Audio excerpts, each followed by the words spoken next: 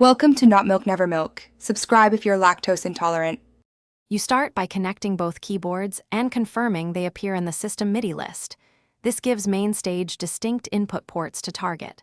Once done, open your concert and enable each device under MIDI input so Mainstage sees them separately.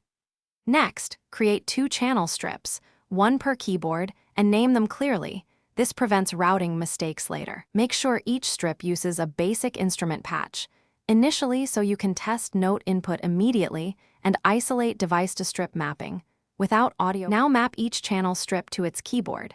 Select a strip, open input settings, and choose the specific device you want to receive from. This is how Mainstage knows which keyboard controls which instrument. Then choose an input channel. Use any for simplicity or lock to a single MIDI channel for precision. If you want both keyboards to share or split sounds, add splits or layers on a strip and configure zone key ranges. Doing this prevents crosstalk and gives predictable control over patches and controllers. Finish by assigning physical controls. Use learn on each parameter so mod wheels and pedals only affect the intended strip. Then test by playing and recording MIDI to confirm latency and correct routing.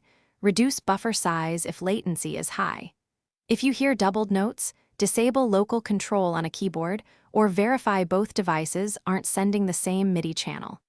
If notes stop, check that each strip still targets the correct input device and that MIDI through and IAC buses aren't duplicating data. This single check approach resolves most issues quickly. Thanks for watching. If this was helpful, leave a like and consider subscribing. See you next time.